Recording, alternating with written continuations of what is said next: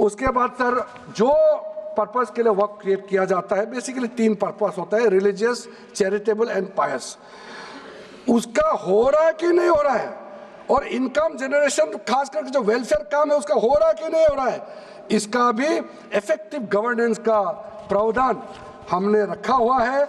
और साथ साथ सर मैं आपको इस उम्मीद के साथ साथ ये कहना चाहता हूं कि जो रिफॉर्म्स हमने जो लाए हैं और साथ साथ में जो प्रावधान कुछ बदलाव हमने आपको बहुत शॉर्ट में बताया, क्योंकि डिटेल में तो मैं रिप्लाई तो करूंगा ही, इसमें अगर आपको लगता है कि हमको अगर इनकम जनरेशन करने के लिए वक्फ प्रॉपर्टी को बेहतर इस्तेमाल करने के लिए क्या करना चाहिए, जब हम इसका सबऑर्डिनेट लेजिस्लेशन के माध्यम से रूल्स बनाएंगे, आपका सुझाव हम खुले दिल से स्वागत करेंगे।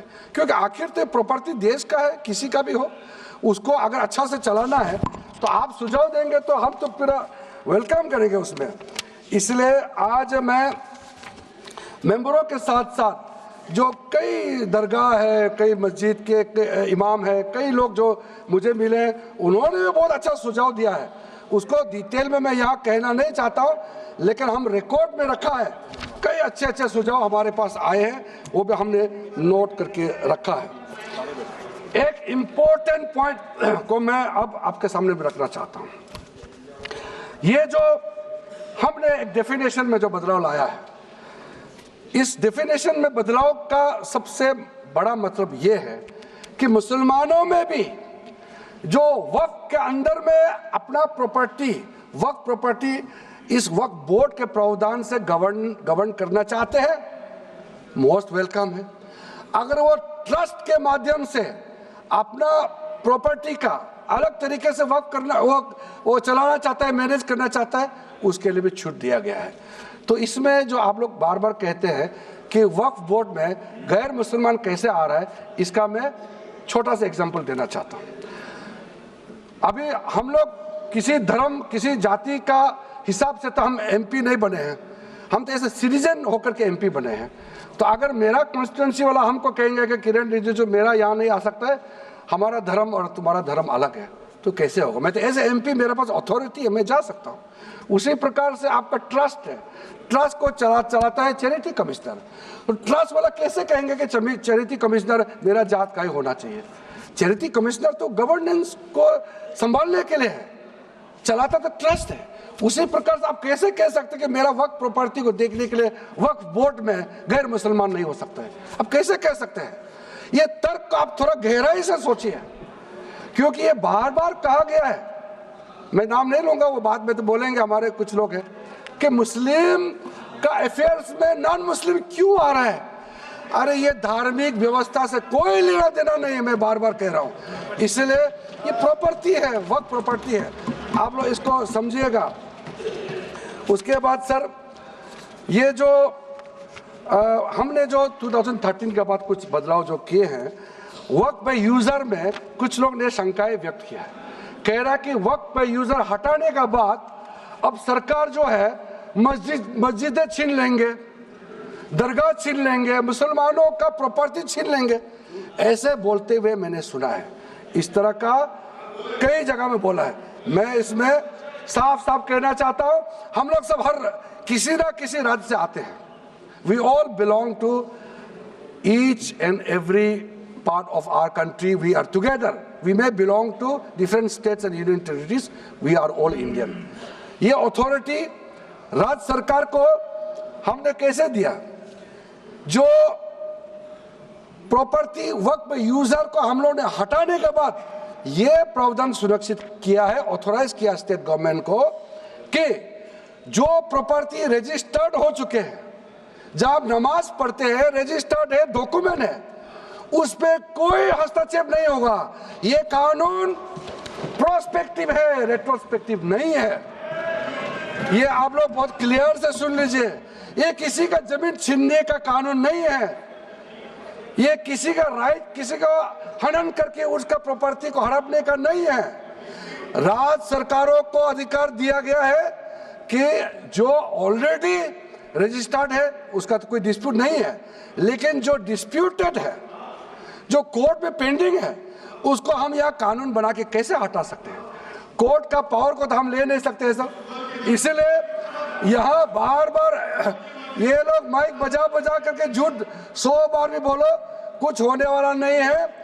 सिटीजनशिप अमेंडमेंट बिल जब लाया गया था, वही लोग हैं जिन्होंने कहा था कि सिटीजनशिप अमेंडमेंट बिल पास होकर एक्ट बन जाएगा तो मुसलमानों का हक छिन जाएगा, उनका नागरिकता खत्म हो जाएगा। आज सीए लागू हो गया, बताइए किसी मुसलमान का अधिकार छीना है? किसी मुसलमान का नागरिकता छीना है? बताइए, क्या आप माफी मांगेंगे? आपने देश भर में घूम घूम कर झूठे बातें फैलाया, आज आप साबित हो गया कि आपने झूठ बोला था, लेकिन आज आप माफी मांगने का भी हिम्मत नहीं रखते हैं। जिगर थाम के आप लोग सुनिए, ये आप आज दोबारा आप मिसलीड करेंगे, गलत बातें करेंगे तो फिर मुंह खाना पड़ेगा आपको। फिर कोई और बिल लेके आएंगे, फिर मैं आपका पर्दाफाश करेंगे फिर से।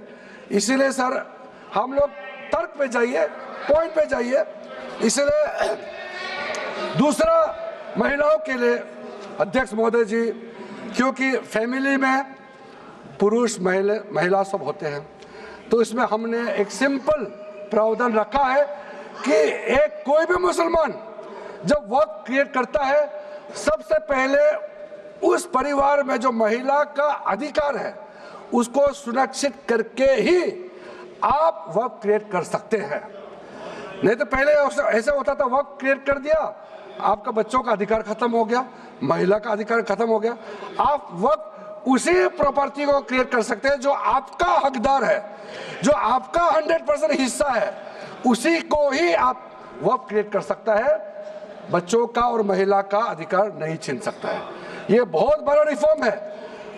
मुसलमानों में अगर वो चाहते हैं कि महिला आगे ना बढ़े तो ये लोग तो इसको विरोध करेंगे, लेकिन जो थोड़ा प्रोग्रेसिव सोचने वाले, जो थोड़ा बारीकी से अगर सोचेंगे तो कितना गलत बात है कि समाज में महिलाओं को दबाने का काम करते हैं और यहाँ जोर जोर से बोलते हैं।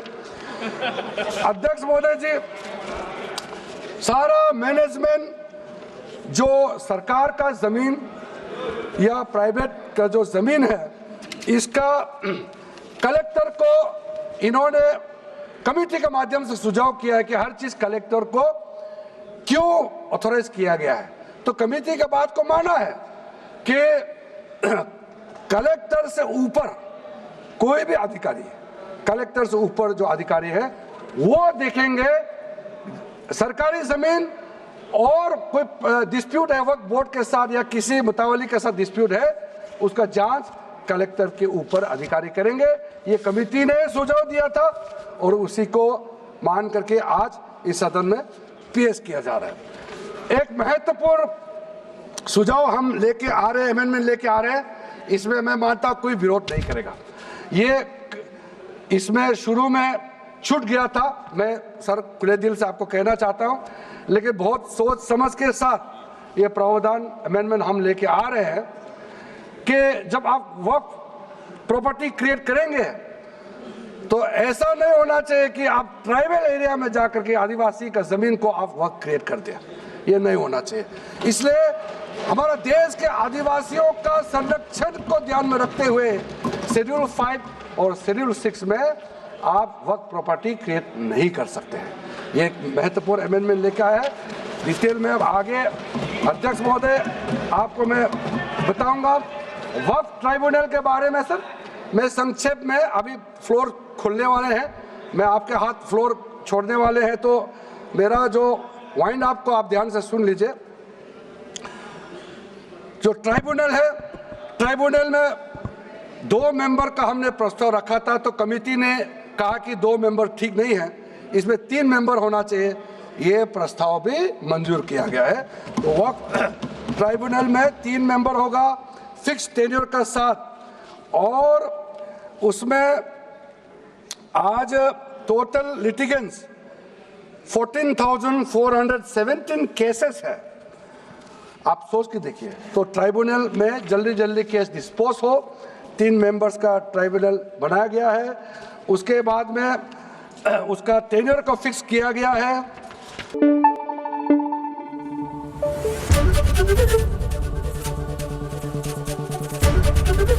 एबीपी न्यूज आपको रखे आगे।